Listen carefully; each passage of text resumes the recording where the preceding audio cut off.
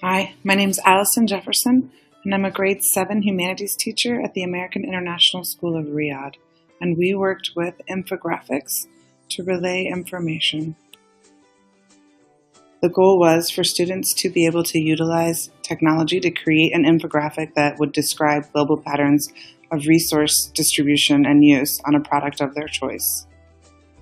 We started the unit by first teaching about the Industrial Revolution, showing the students what has happened in the past and how we got to be into the position we are now.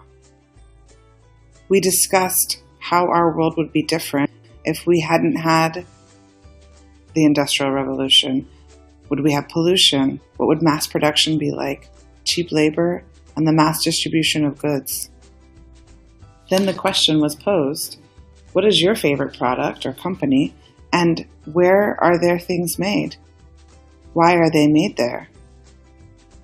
This led to some lengthy discussions about the best products, the best companies, but the students were able to narrow down their choice to a top 2.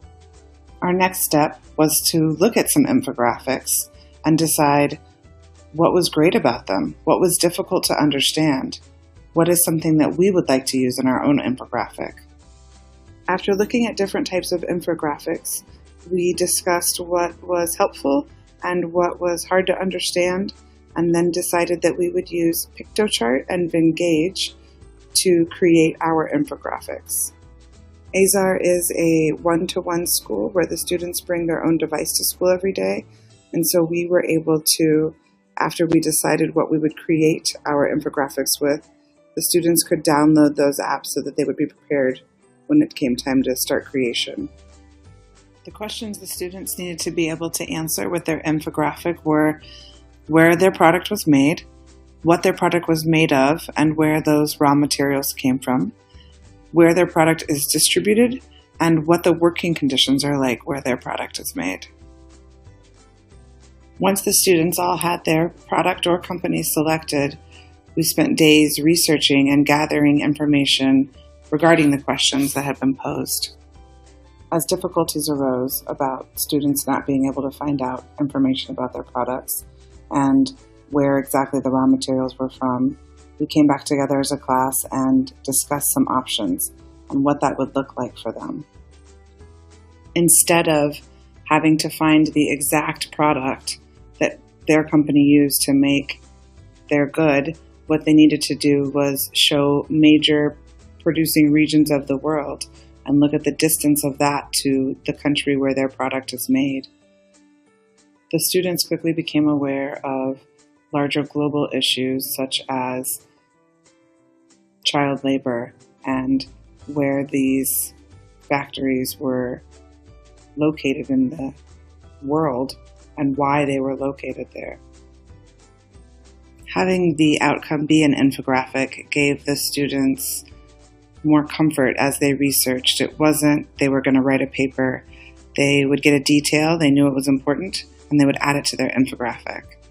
The students enjoyed working together and discussed what they were finding and adding it to their infographic. It was not quiet research days. They were busy with a lot of talking.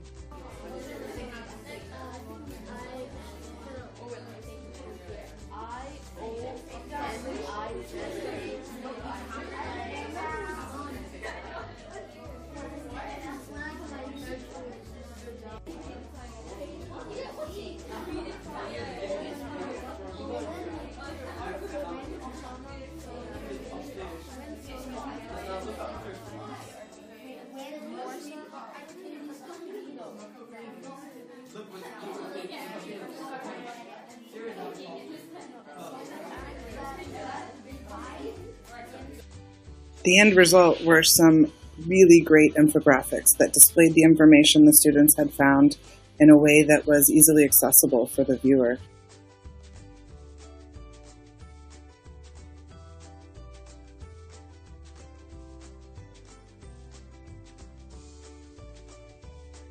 After the infographics were complete, the students filled out a final reflection that included what they still wondered and 2 things that they learned that surprised them. So the product I'm working on is the iPhone, and I was researching it, and while I was learning about it, it made me